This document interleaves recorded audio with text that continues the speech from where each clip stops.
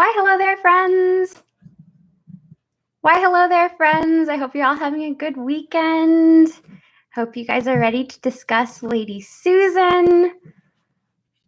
Let me make sure if you can hear me and see me, leave me a comment. Let me just make sure it's working. Pull it up on mine. I don't see anything in the live chat, but it says that I'm live, so let me see. Okay, that's weird. I'm not seeing the live chat on my oh, there we go. I see it popping up now. Oh, that's so weird. It's popping up on my iPod, but not on my laptop, but I have them both here, so that's good. Well, I hope you guys are having a good weekend. Thank you for tuning in. This should be really fun. We're going to discuss Lady Susan by Jane Austen today. I love Jane Austen. Oh, hi, everybody. Hi, Sarah. Hi, Katie. Hi, Stephanie, Diane, Debbie. Oh, so nice to see you guys here. So Lady Susan, I feel like I've mentioned Lady Susan a lot on my channel because it's one of the works by Jane Austen that often gets overlooked because, of course, her 6 main novels, Pride and Prejudice, Sense and Sensibility, Mansfield Park, Persuasion, Emma, Northanger Abbey. Those are like the 6 main ones, the main finished ones. I have my beautiful new Penguin English Library cloth-bound editions of those here. And so Lady Susan is quite short. It's a novella. But it is the complete story. If you love Jane Austen, then you know that 6 novels are not enough. You need more than that. So you probably go and read her letters. She also has some juvenilia, some early works that you can read.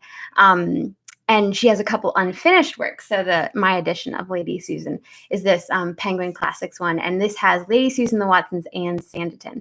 And the Watsons and Sanditon are both unfinished works. So they're not as satisfying to read because you're just, like, you want to know how it was going to turn out. Like, there's so many great things that are like set up in the Watsons and Sanditons, and you don't get to know, how it was all going to turn out.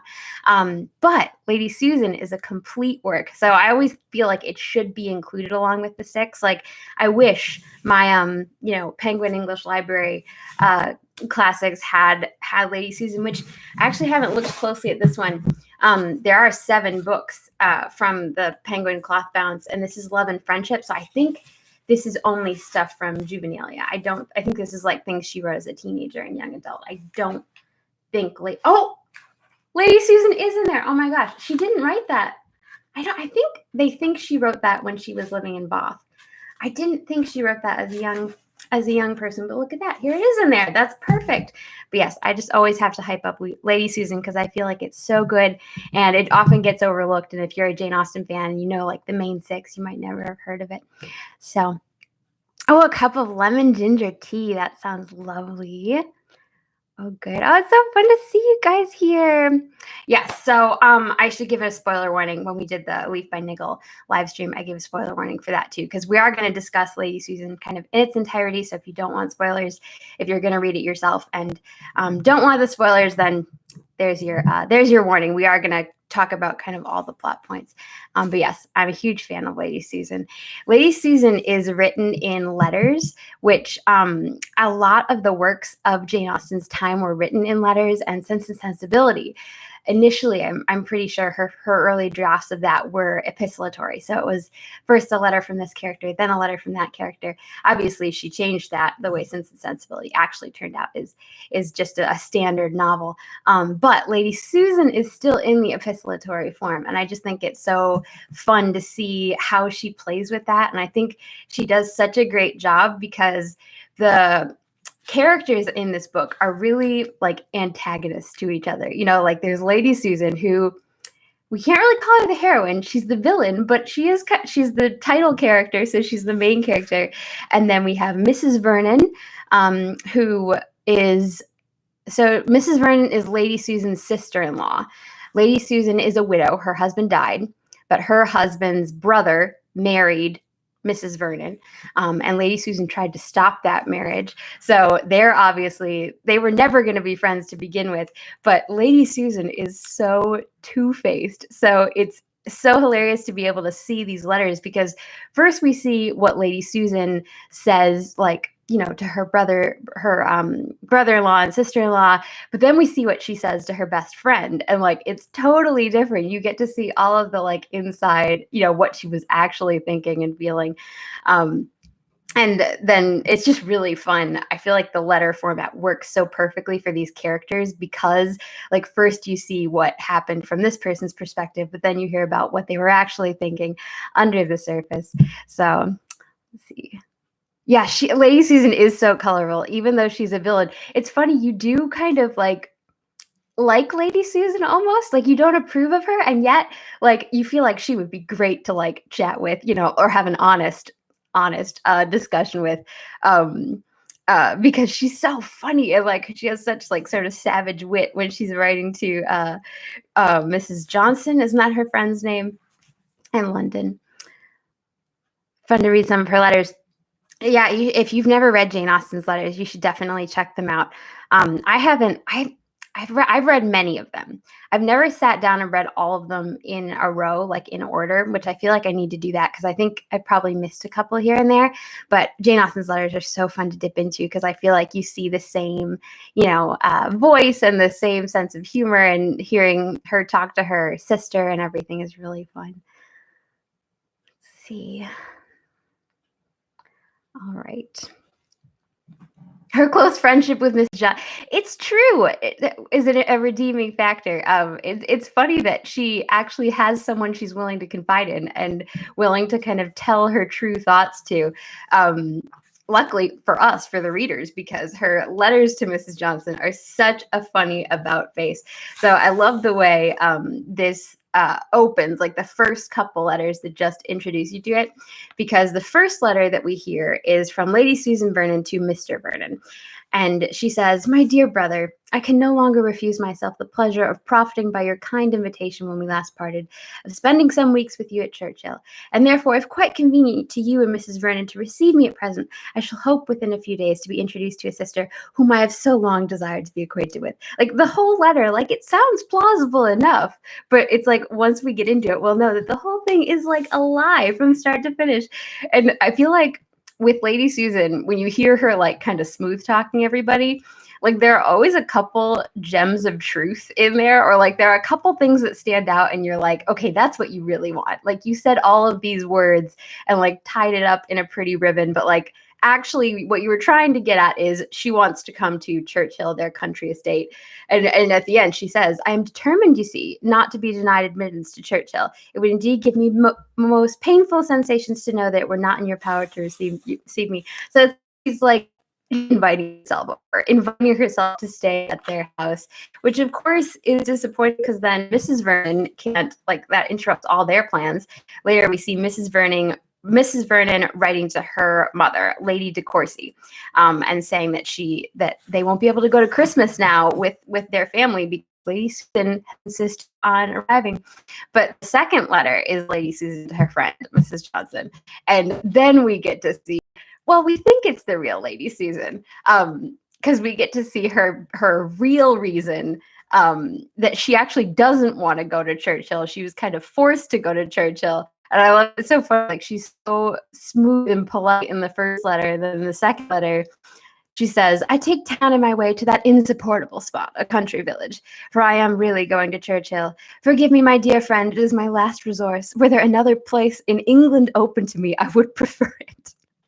Charles Vernon is my aversion, and I am afraid of his wife. At Churchill, however, I must remain till I have something better in view. My young lady, her daughter, Frederica, accompanies me to town, where I shall deposit her under the care of Miss Summers in Wigmore Street till she becomes a little more reasonable. She will make good connections there, as the girls are all of the best families. The price is immense, and much beyond what I can ever attempt to pay." So it's like, she tells Mrs. Johnson, like, she has no intention of paying the bills at this place, which is like really, like we see immediately what kind of person Lady Susan is. And yet, it's almost like Lady Susan is sort of honest with herself in a way. Like she knows what she wants and she goes after it, and she like there's a sort of like honesty in her letters to Mrs. Johnson that is like really refreshing and satisfying, and like a sort of unapologetic honesty. Like this is just who she is. This is what she chooses to be. It's like, okay. Oh my goodness. But yeah, so a couple letters later, we meet Mr. de Courcey, and he writes to his sister, Mrs. Vernon, Reginald de Courcey, and we hear from him, he's heard of Lady Susan, because Lady Susan has a reputation. And he says, "My dear sister, I congratulate you and Mr. Vernon on being about to receive into your family the most accomplished coquette in England. As a very distinguished flirt, I have always been taught to consider her, but it has lately fallen in my way to hear some particulars of her conduct at Langford, which prove that she does not confine herself to that sort of honest flirtation which satisfies most people, but aspires to the more delicious gratification of making a whole family miserable. By her behavior to Mr. Mainwaring, she gave jealousy and wretchedness to his wife, and by her attentions to a young man previously attached to Mr. Mainwaring's sister, deprived an amiable girl of her lover." Yeah, at the end he says, where is it? Oh my goodness. Like so Reginald is curious to see Lady Susan, because obviously she what a woman she must be. I long to see her, and she'll certainly accept your kind invitation. Oh, that I may form some idea of those bewitching powers which can do so much, engaging at the same time and in the same house the affections of two men who were neither of them at the liberty to bestow them. Lady Susan must possess a degree of captivating deceit which must be pleasing to witness and detect. I shall be with you very soon. Well, he thinks it will be pleasing to witness and detect, but we see how it turns out with Reginald, who comes in and thinks he is gonna, be able to kind of not mock Lady Susan, but like he knows what Lady Susan is, and yet he somehow doesn't remember what Lady Susan is. Let's see, what are you guys saying? Yeah, his description of Lady Susan in the opening letter is like great. It's such a great description, but then it's so hilarious when you compare it to his later behavior. It's like, wow, you really didn't remember that, did you? Let's see. I'm gonna have to go back and read all the comments in order later. Again, the same thing happened to me at during the Leaf by Niggle live stream, because it's so fun to hear what you guys are saying. Yeah, loving her a character, but also wanting her to fail in everything she attempts. She does cast a spell. Yes, I cast a spell over all the males and none of the females. Yeah, like Mrs. Johnson is really her only friend that stands by her in the end. All right. Reginald's back and forth between love and hate. Yeah, fascinating and frustrating. It's like, it's funny to read about, but if that actually happened to one of my brothers, or like if that actually happened to someone you knew, like it would be so frustrating. And so frustrating, like how do you even open their eyes when they knew what the truth was before, but they've like kind of forgotten what the truth was. So yes, we see what Reginald arrives and quickly forgets everything that he knew about Lady Susan. Oh, hold on. I marked some things. Oh, so here, I liked this description. This is Mrs. Vernon writing to Reginald before he arrives, and admitting that Lady Susan is not what she expected. Her address to me was so gentle, frank, and even affectionate that if I had not known how much she has always disliked me for marrying Mr. Vernon, and that we had never met before, I should have imagined her an attached friend. One is apt, I believe, to connect assurance of manner with coquetry. Coquetry? How do you pronounce that? And to expect an impudent address will necessarily attend an impudent mind. At least I was myself prepared for an improper degree of confidence in Lady Susan. But her countenance is absolutely sweet, and her voice and manner winningly mild. I am sorry it is so, for what is this but deceit? Unfortunately, one knows her too well. She is clever and agreeable, has all that knowledge of the world which makes conversation easy, and talks very well with a happy command of language. She definitely has a command of language, which is too often used, I believe, to make black appear white. She has already almost persuaded me of her being warmly attached to her daughter, though I have so long been convinced to the contrary. Yeah, and I love it. So that's Mrs. Vernon to her mother. But in the very next letter, we hear Lady Susan kind of boasting to Mrs. Johnson that manner is everything and like command of language is everything. Like she's talking about her daughter Frederica and how she doesn't really care if she gets like a lot of education in town. Or was it?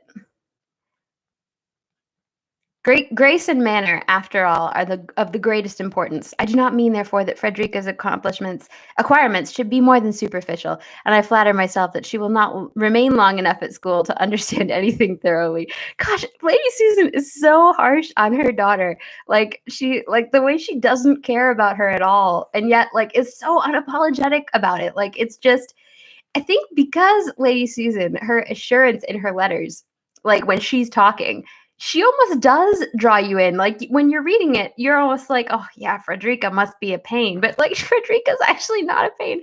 Or the way she talks about Mrs. Vernon's like, oh, I don't trust her. Like you almost believe her, and yet you know that's not true.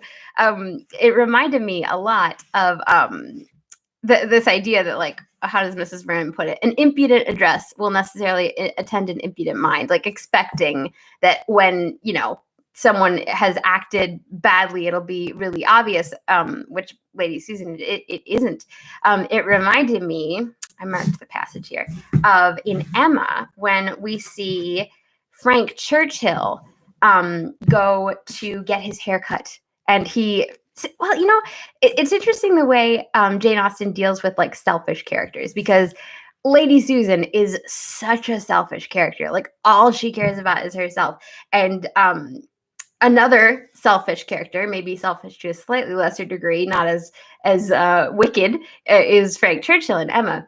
And Lady Susan didn't visit Mrs. Vernon, or well, she didn't visit her because she tried to prevent the marriage, but she didn't visit her sister-in-law. And Frank Churchill didn't bother to visit his stepmother when Mr. Oh my god, Weston. I was going to say Mr. Churchill, but of course Frank Churchill was adopted, so his father's Mr. Weston. But anyway, Mr. Weston, Frank Churchill's father, remarried, and for the longest time, Frank Churchill didn't bother to visit him. He finally bothers to visit him, and on like the second day, he goes back to London to get his haircut. And where is it? So Emma's very good opinion of Frank Churchill was a little shaken the following day by hearing that he was gone off to London merely to have his haircut. A sudden freak seemed to have seized him at breakfast, and he had sent for a chaise and set off, intending to return to dinner, but with no more important view that appeared than having his haircut. So, obviously she's not very impressed by that. But the next chapter, it's really interesting. We see how Frank Churchill behaves when he comes back. Frank Churchill came back again, and if he kept his father's dinner waiting, it was not known at Hartfield. He came back, laughed at himself with a very good grace, but without seeming really at all ashamed of what he had done.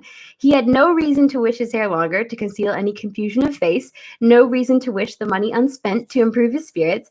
He was quite as undaunted and as lively as ever, and after seeing him, Emma thus moralized to herself. I do not know whether it ought to be so, but certainly silly things do cease to be silly if they are done by sensible people in an impudent way. Wickedness is always wickedness, but folly is not always folly. It depends upon the character of those who handle it. Mr. Knightley, he is not a trifling, silly young man. If he were, he would have done this differently. He would have either gloried in the achievement or been ashamed of it. There would have been either the ostentation of a coxcomb or the evasions of a mind too weak to defend its own vanities. No, I'm perfectly sure he is not trifling or silly. So Frank Churchill is not trifling or silly, but he's not exactly trustworthy because he didn't go to London to have his haircut. He was hiding something, but like his assurance of manner carried him through. So I just think that like that same assurance of manner when like what you're doing or what you have done is obviously silly or wrong, but like you just carry it off as if nothing's wrong and manage to convince the people around you, like that's a mark of like a character you can't really trust. Like Jane or Lady Susan, you obviously can't trust. And Frank Churchill, he's obviously not the villain of Emma, but you can't really trust him either. Oh yes. Master of social commentary. Yeah, Lady Susan cares. Well, I feel like Lady Susan cares more about having her own way and definitely having as much money as she wants and having as much importance as she wants. She definitely, it's like, it's her way or the highway with Lady Susan.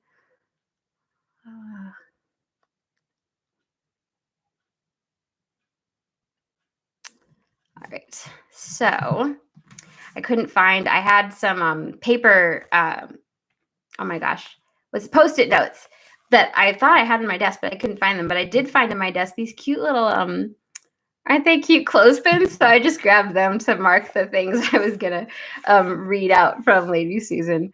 So anyway, sorry, I got sidetracked by Emma. I always think it's fun when you read something in one of Jane Austen's works and it reminds you of something from one of the other works, because I feel like you can see the same kind of, principles and same themes running throughout. So it's kind of fun to see like the different variations of selfish characters. There's Lady Susan. There's also Frank Churchill. So Lady Susan manages to win over Reginald pretty quickly. Even though Reginald fully knew what she was, her manner managed to convince him. Where is it? Yes, and so Reginald just believes everything Lady Susan says. Her behavior, and of course Lady Susan, like, is being a flirt, but because she's not acting obviously like a flirt, it like deceives Reginald. Her behavior, I confess, has been calculated to do away with the idea of being a flirt. I have not detected the smallest impropriety in it, nothing of vanity, of pretension, of levity. And then, yeah, this tendency to excuse her conduct or to forget it in the warmth of admiration vexes me. And if I did not know that Reginald is too much at home at Churchill to need an invitation for lengthening his visit, I should regret Mr. Vernon's giving him any. I feel bad for Mr. and Mrs. Vernon in this, because they just keep getting whoever wants to come to their house, just like comes to their house. Like Lady Susan needs to visit, she visits. Reginald comes and doesn't want to leave, they can't get rid of him. Later, there's another visitor, like it's kind of just an open house, and like when someone arrives, like they're too polite to get rid of them if they don't want them there. So Lady Susan is, in her letters to her friend, we can see that she's just sort of glorying in this opportunity to test her powers out and like make Reginald, change his mind and think differently of her. It has been delightful to me to watch his advances towards intimacy, especially to observe his altered manner in consequence of my repressing by the calm dignity of my deportment his insolent approach to direct familiarity. I just love Jane Austen's language. Like, she uses lots of big words and great vocabulary, but at the same time, like, they're also perfectly placed and they're also meaningful. I feel like with big words and, 4-syllable words or whatever, doesn't Mr. Bingley say that Mr. Darcy loves 4-syllable words or something like that? It's easy to like just string those words together, and what you're saying like maybe doesn't have much meaning. Like it's just words, isn't that a King Lear quote? But Jane Austen, she uses these great words so deliberately, and I feel like there's so much meaning. Like she says exactly what she means to say. So beautifully. I just love these big words. So Lady Susan wins over Reginald, and Mrs. Vernon is very nervous and writes to her mother saying, she's afraid that Lady Susan might try to marry Reginald. And unfortunately, Sir Reginald de Courcey, so Reginald's father, ends up reading this letter and is very worried about it and writes to his son. And it's just such a sweet letter, I feel like, that he writes to his son. Like in Jane Austen, there are officious characters who try to give advice to whoever is in their way and like just try to impose their opinion on people. But then there are also like really sweet, meaningful relationships where like they're trying to give good advice, like they actually care about the person they're talking to, and they're not just trying to like overrule them. They're trying to help them with their wisdom. Like in Pride and Prejudice, Mrs. Gardiner, Elizabeth's aunt, cautions her against Willoughby. They don't know anything about Willoughby's character at that point, but just about, if she would really want to marry him and what her life would be like. And there's a quote in Pride and Prejudice about how it was an excellent example of advice being given on such a point without being resented, because so often, like, that's an easy thing to resent. Like, why are you telling me not to like Willoughby when I like Willoughby so much? But Lizzie really listened to her aunt and Mrs. Gardner's like the way she counseled Lizzie was very kind, and like not, you know, she just was trying to talk to her and not like tell her what to do, but just to, you know, offer her some advice. And I feel like Sir Reginald de Courcey's letter is kind of similar. Like, this isn't like an authoritative father laying down the law. Like, he's just trying to offer his son some advice and talk some sense into him. Let's see. Oh, where's my... I took my clothespin out too early.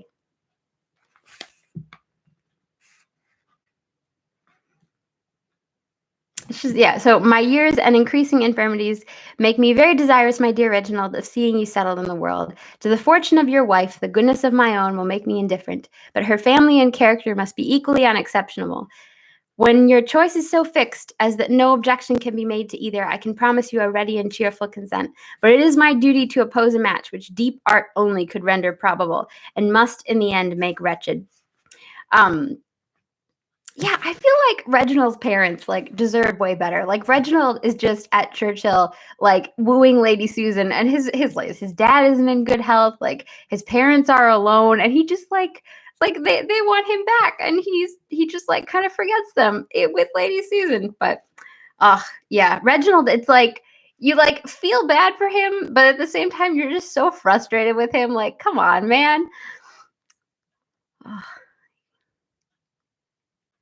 Struggle with the language at first. Yeah, if you're new to this, the sort of style of Jane Austen, I could see that it would be difficult once you kind of get into the cadence of it. Like, I love this type of language, but it certainly is different from the way books that are written today and things like that. Just saying. Some men are weak and easily led astray. I don't think all men are, but I mean, I don't think Jane Austen thinks that all men are, but certainly there's that type. And I feel like this is believable. Like, you know, that Reginald type, you know, who's like so sort of self-important, thinks he knows everything, like he does in the first letter, and then has a complete about face and like won't really admit it, but like it's like you should know, man, what's happening.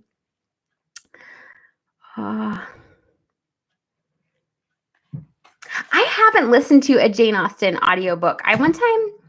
There was one that was recommended to me and I downloaded it, but I just never, I wish I could get into audiobooks more, but I always prefer, you know, the written version. I did one time listen to, it was a Bronte, I think it was Jane Eyre on audiobook. And it was just funny because like, there were certain things that I think I would have read faster, but like, since it's the audiobook, you just have to listen to the narrator reading it. And like, I remember it was one scene where something ridiculous was happening, and I was like yelling, practically shouting at the narrator. It's like, wow, shouting at Charlotte Bronte. I'm afraid I can't get into the Brontes the way I get into Jane Austen. Jane Austen is just more of my cup of tea.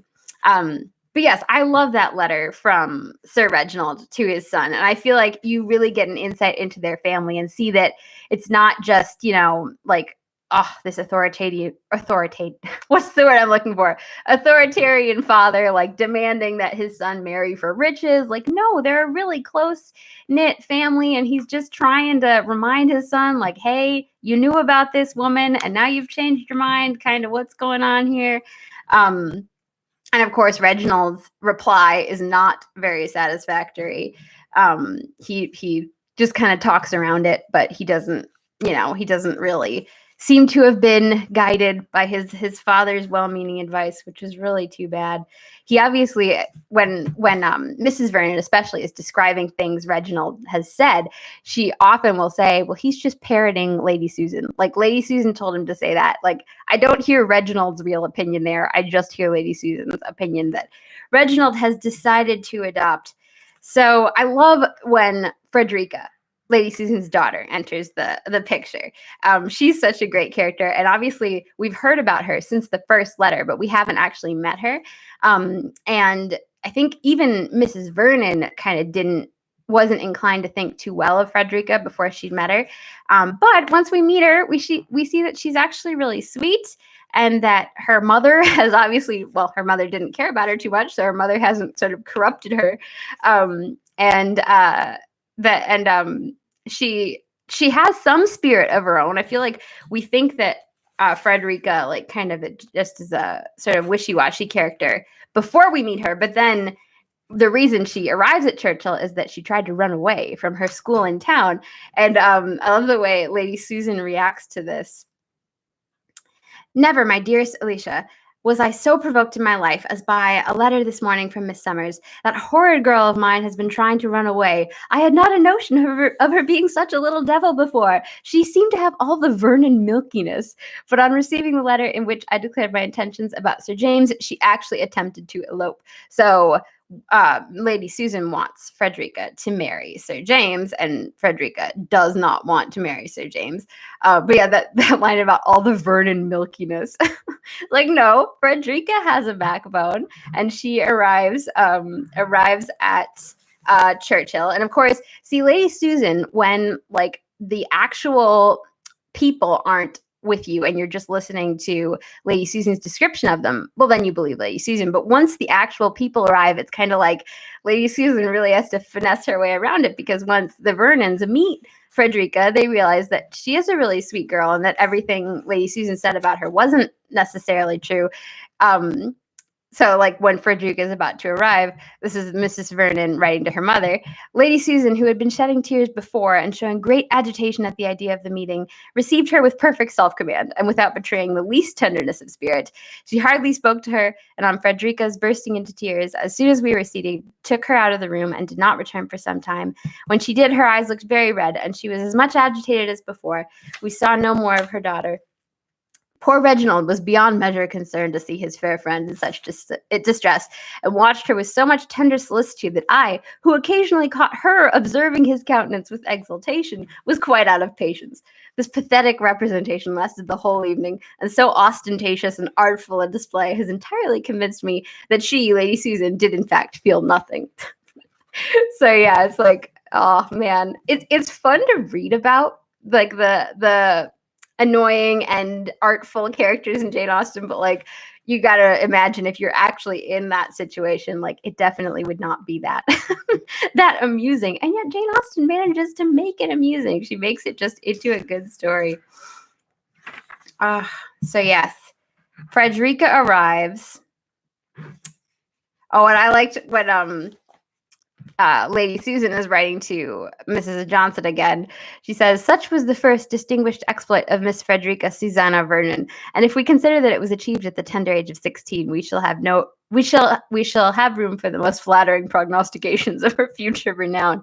I am excessively provoked, however, at the parade of propriety which prevented Miss Summers from keeping the girl, and it seems so extraordinary a piece of nicety, considering what are my daughter's family connections, that I can only suppose the lady to be governed by the fear of never getting her money, which we heard at the beginning. Lady Susan had no intention of paying her, so it's just hilarious that, like, Lady Susan is willing, like, she's mad when other people won't let her impose upon them, basically. It's like, well, of course I wasn't going to pay you, but you shouldn't anticipate that. Like, you should just let me take advantage of you.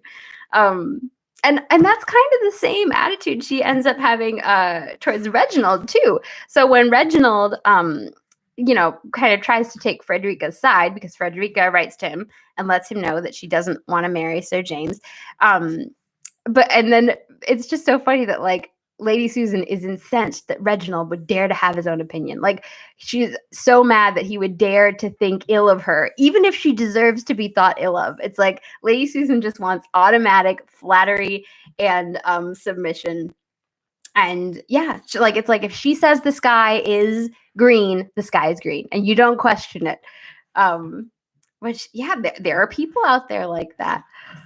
Oh, let's see what you guys think. Wives and Daughters. Yeah, you're right. Frederica is a little bit like Molly. I haven't reread Wives and Daughters in too long. I need to reread some I was going to say Elizabeth Googe. Elizabeth Gaskell is that author's name. I feel like YouTube is not showing me the full live chat, but I don't know how to fix it right now, so I'll have to fix it later. At least I can see some of them.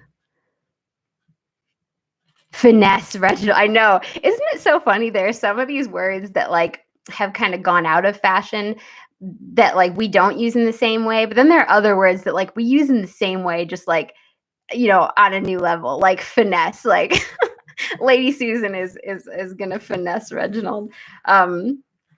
Yes. All right, let's see. What's my next clothespin that I marked here? Oh, I think I already read that one.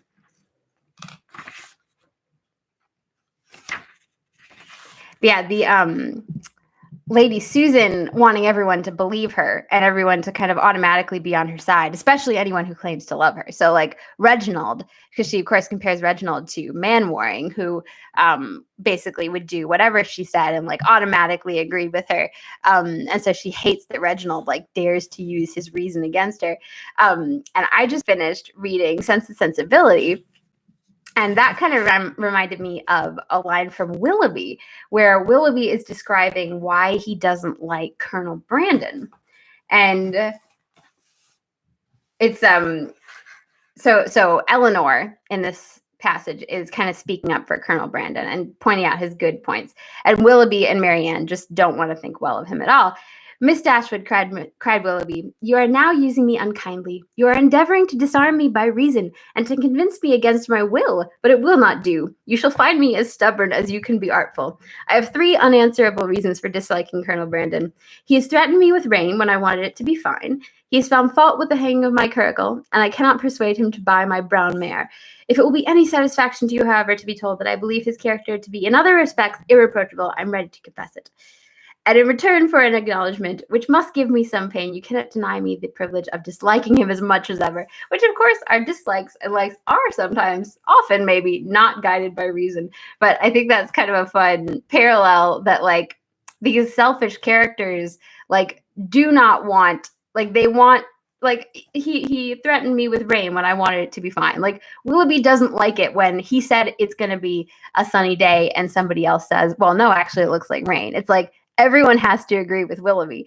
And of course, it turns out Willoughby is kind of more of a wicked on the scale of wicked Jane Austen villains. He's kind of up there closer to Lady Susan. I was trying to figure this out.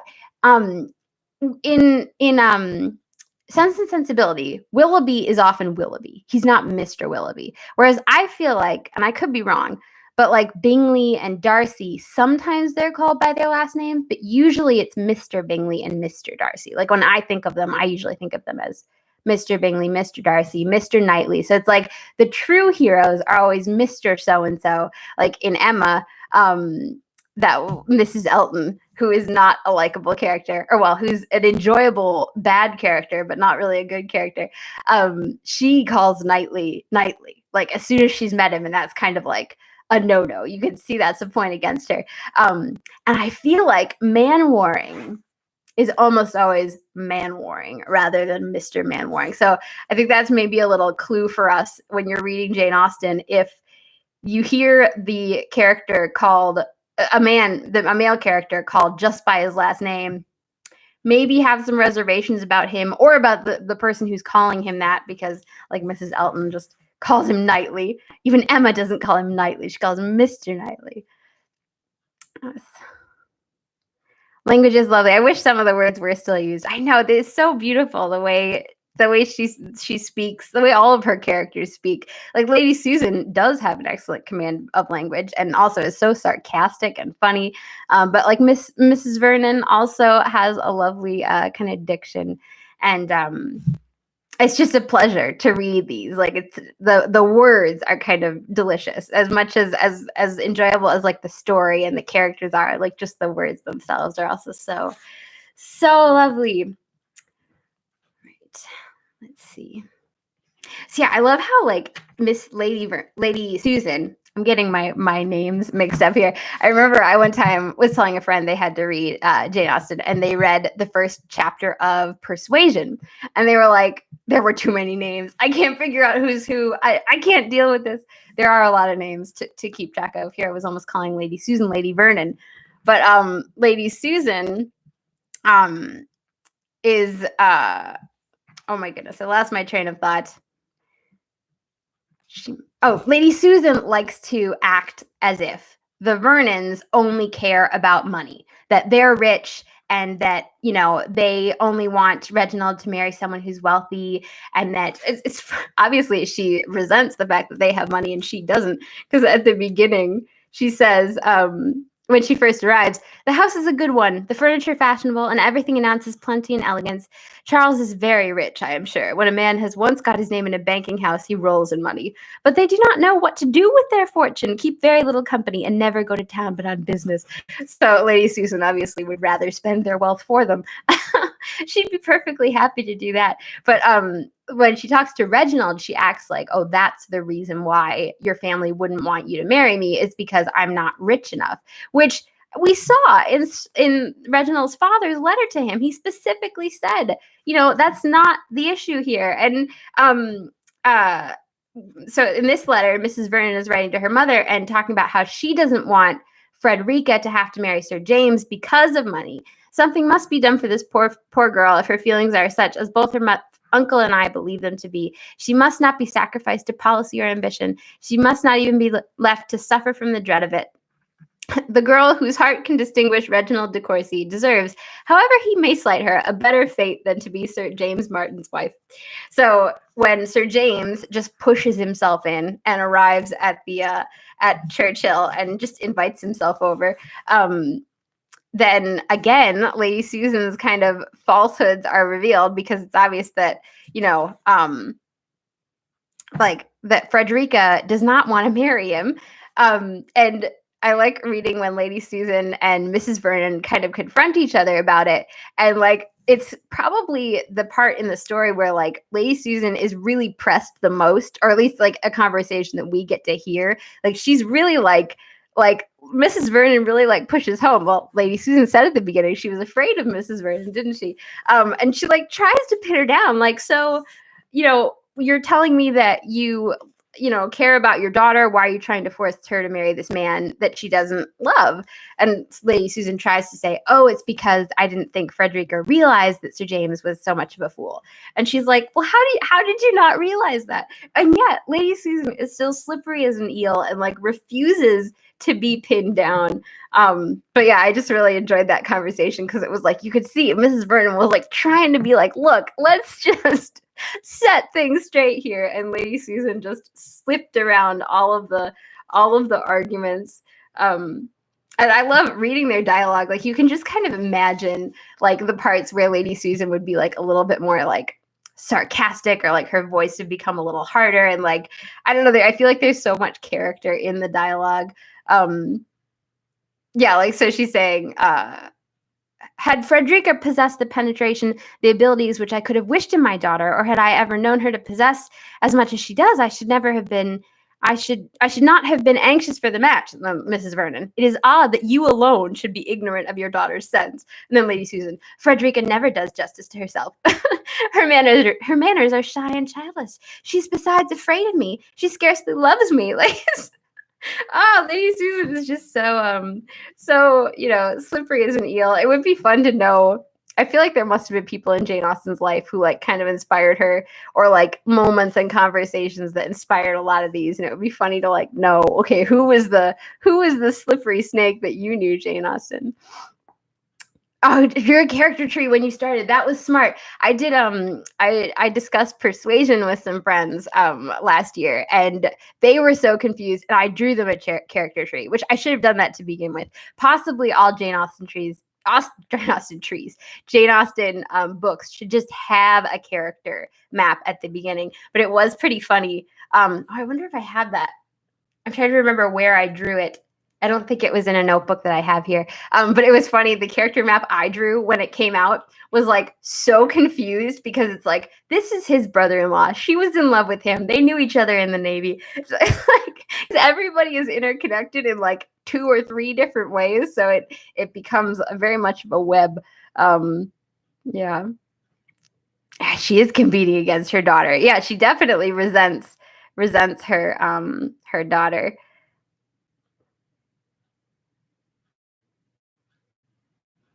Yeah.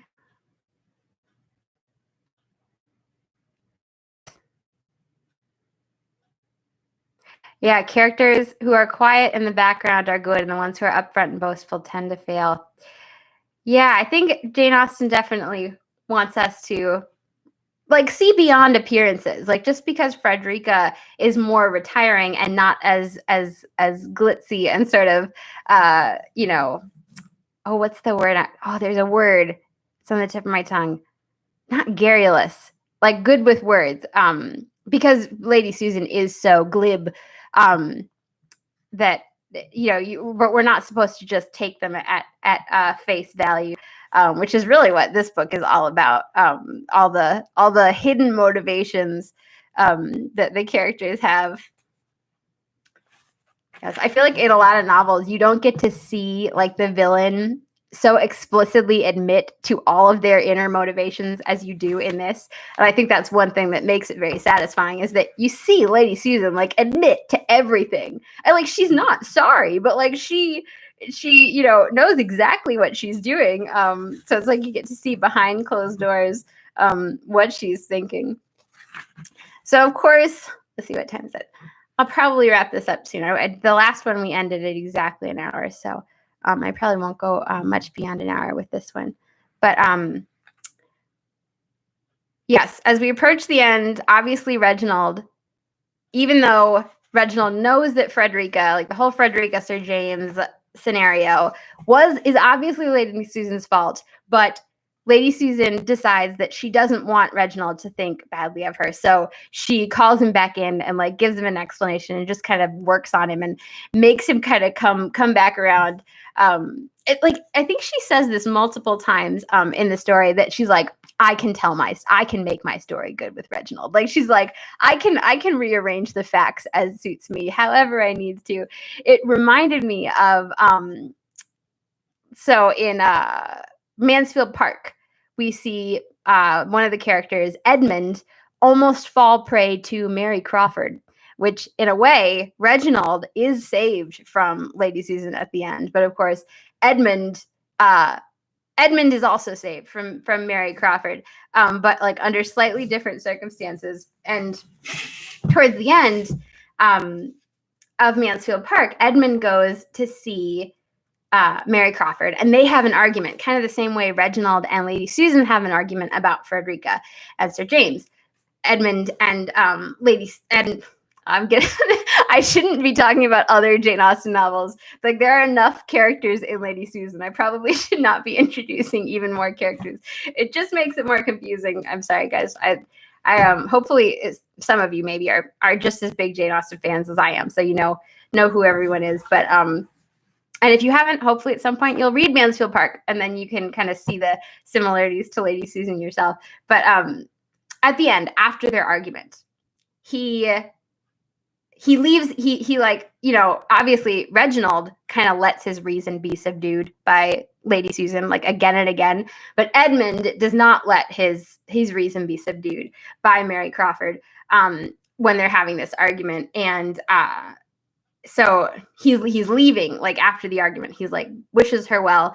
I only said in reply that from my heart I wished her well and earnestly hoped that she might soon learn to think more justly and not owe the most valuable knowledge we could any of us acquire, the knowledge of ourselves and of our duty, to the lessons of affliction, and immediately left the room. I had gone a few steps when I heard the door. I'd gone a few steps when I heard the door open behind me. Mr. Bertram, said she. I looked back. Mr. Bertram, said she with a smile. But it was a smile ill-suited to the conversation that had passed, a saucy, playful smile, seeming to invite in order to subdue me. At least it appeared so to me. I resisted. It was the impulse of the moment to resist, and still walked on.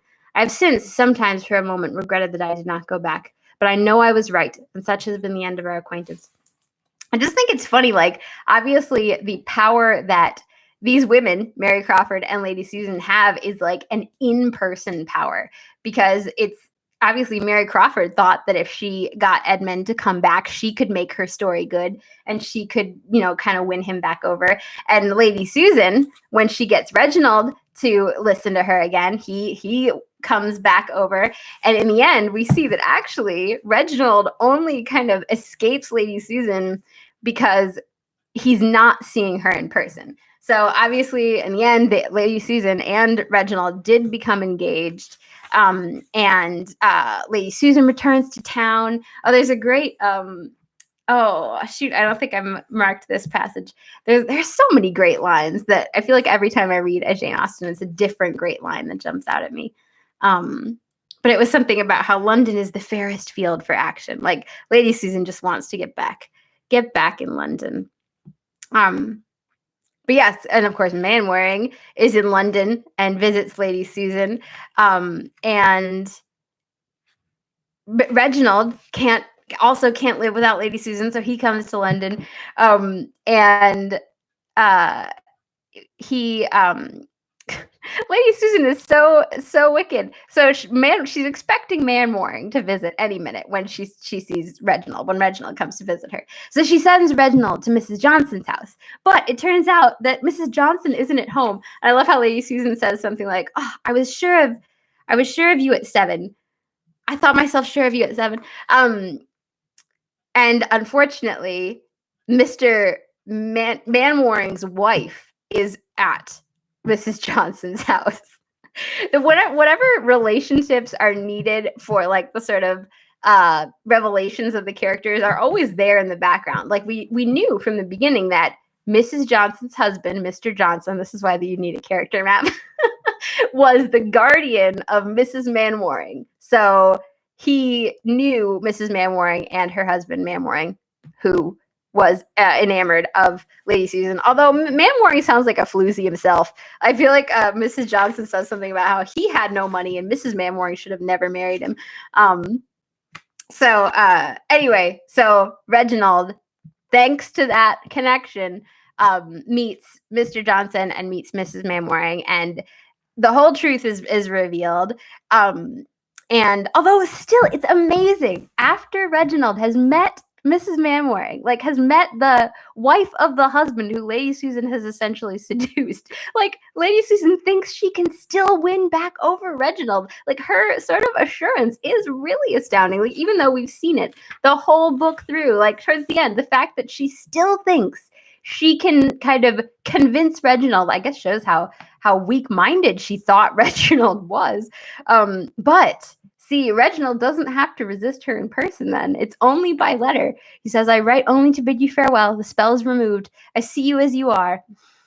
Since we parted yesterday, I've received from indisputable authority such a history of you as must bring the most mortifying conviction of the imposition I have been under, and the absolute necessity of an immediate and eternal separation from you. You cannot doubt to what I allude. Langford, that word will be sufficient. I received my information in Mr. Johnson's house from Mrs. Mainwaring herself. You know how I have loved you. You can intimately judge of my present feelings, but I am not so weak as to find indulgence in describing them to a woman who will glory in having excited their anguish, but whose affection they have never been able to gain." But yeah, after that letter, she still writes to him and says, "I will not attempt to describe my astonishment. I am bewildered in my endeavors to form some rational conjecture of what Mrs. Mainwaring can have told you to occasion so extraordinary a change in your sentiments." Like, Lady Susan, you know exactly what you did, and you know exactly what Mrs. Mainwaring said, but she still thinks she wants Reginald to come and see her so she can explain it all away. But luckily, Reginald finally shows some backbone and says, like, "No way, honey. Like, I see where we are now, and I'm not coming back." And then Lady Susan writes back to him one more time. "I am satisfied and will trouble you no more when these few little lines are dismissed. The engagement which you were eager to form a fortnight ago is no longer compatible with your views, and I rejoice to find that the prudent advice of your parents has not been given in vain." "Your restoration to peace will, I doubt not, speedily follow this act of filial obedience, and I flatter myself with the hope of surviving my share in this disappointment." Oh, Lady Susan, she's so bad. Yes, so Reginald is saved in the end until his sister and mother can convince him to marry Frederica, who is a nice girl. So hopefully he'll actually be happy with Frederica. But yes, I love in the end, especially, I think one of my favorite parts of this novella is the conclusion. So the whole time we've heard from the characters themselves, because obviously it's been told through their letters. But in the conclusion, we hear from Jane Austen herself. And at the end, of course, Frederica goes with Mrs. Vernon. She finally gets to pay her Christmas visit. I wish they had dated these letters because I'm kind of curious how long it was. Like, was it did it start around Christmas time and end around like Easter time? Like, I'm not exactly sure how many weeks were supposed to have passed. But anyway, she finally gets to pay her visit home. And Lady Susan and Mrs. Johnson can't write to each other anymore because Mrs. Johnson's husband forbids it. Yeah, it says this correspondence, by a meeting between some of the parties and a separation between the others, could not, to the very great detriment of the post office revenue, be continued longer. Very little assistance to the state could be derived from the epistolary intercourse of Mrs. Vernon and her niece, for the former soon perceived by the style of Frederica. Oh, I see. I got the sequence wrong. Frederica did go back to London with her mother first. And obviously the letters that she and Mrs. Vernon exchanged were written under her mother's inspection and therefore differing. And then so she couldn't really get any news until they actually met in town. But yes. I think there was one more part I was going to read out from this, but I can't remember what it was now. Yeah, see, when Mrs. Vernon does get Frederica to come with them and go visit her family, it's actually still what Lady Susan wanted. Like, even though Lady Susan like was acting like, oh, no, I want Frederica to stay in town with me. It's like actually she finessed her way. She's got a lot of finesse, Lady Susan. And then Lady Susan ends up marrying Sir James herself. Like, she decides like, oh, here's money. I guess I'll just take it. Whether Lady Susan was or was not happy in her second choice, I do not see how it can ever be ascertained, for who would take her assurance of it on either side of the question? See, if she wrote to Mrs. Johnson, I mean, she might say she was miserable. If she wrote to Mrs. Vernon, she might say she was very happy, but it's like, which one was the truth? It seems like Mrs. Johnson was the truth, but still, she's so two-faced. What's her real story? The world must judge from probability. She had nothing against her but her husband and her conscience. Oh, yes. Yeah, I think it's fun to hear Jane Austen's own voice at the end there, and like Jane Austen's kind of sarcasm. Although we heard it, Lady Susan is certainly a sarcastic character, so I think we heard it in that too. But I just love that. That wrap up at the end is really fun. See, Fanny of Mansfield Park and Frederica, that's true. They do have similar strength of character. I love Fanny from Mansfield Park. I feel like she gets a bad rap and people kind of forget about her or act like she doesn't have much backbone. But she, I would say, has the most strength of character out of any of the heroines, because none of the other heroines, like Fanny's family, tries to force her to marry Mr. Crawford. And like the consequences of her not marrying Mr. Crawford are that she has to go back and live with her family in, essentially poverty. Like, she has to leave this beautiful, Mansfield Park, the beautiful estate where she's lived.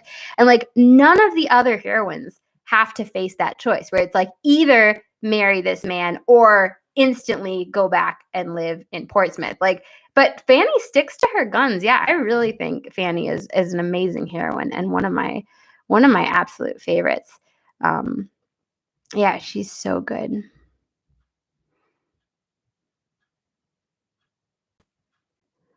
Yes. Oh, Sanditon.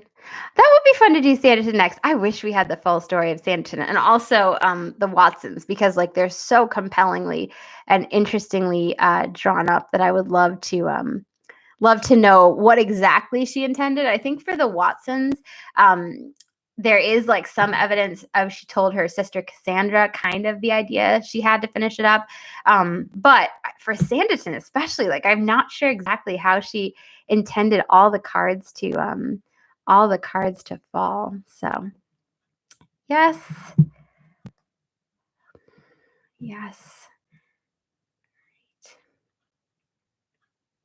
Well, yeah, thank you guys all for tuning in. If you read Lady Susan, I hope you enjoyed it. Hopefully, if this is your first Jane Austen, you should definitely read some more Jane Austen. I'm thinking I might start Pride and Prejudice, a reread of Pride and Prejudice next, because I think I haven't read this one in the longest. Of all I try to cycle through the Jane Austen novels so that I don't reread them too frequently. And I reread Persuasion at the beginning of the year. I just finished a reread of Sense and Sensibility. Last year, I think I might have only reread Northanger Abbey and part of Mansfield Park. I don't think I actually got through my full reread of Mansfield Park. But it's been a while since I've reread Pride and Prejudice, and it's just such a delight. I love picking up Jane Austen's works. They're just such a comfort reading, but then you also love her language and her characters. Like, so it's like you're learning something while you're kind of in the midst of a cozy, comforting environment. So very fun. Oh, and another, if we do, I haven't decided if we'll do another bookish live stream or not. So make sure you just stay tuned. I'm sure I'll announce it a couple weeks before if we do another one. But last time somebody suggested Ella Montgomery. And she did lots of short stories, and her books are also really, really good. So Ella Montgomery might be a fun one to do for another one. Yes. Sorry, I'm just trying to scroll through the comments real quick. I hope my microphone is working. Last time I like used my nice microphone, but last time I'm not sure it like actually picked up. So hopefully it was okay quality. Yeah, it's been fun to learn how to do live streams. I feel like I've learned lots of new skills during this quarantine. There have been lots of things that I tried that I'd never tried before. Learning to use the game capture card for my Animal Crossing gameplay, and doing these live streams and other things. So yes, all right. Well, I'm gonna head out now. Thank you guys for watching. I'm sure I'll see you soon with another reading vlog. Next week, I don't think I really have my videos planned out yet, although I am thinking of doing another Disney at home from the Liberty Tree Tavern, because we tried recreating the Crystal Palace breakfast at home, but the Liberty Tree Tavern also has some of my favorite foods. I'm thinking I haven't actually cooked it yet, so I need to cook it, film it, and then eventually get around to editing it. But yes, thank you guys for tuning in. I hope you have a great rest of the weekend. I'll talk to you again soon, and I hope you have a magical day. Bye, guys.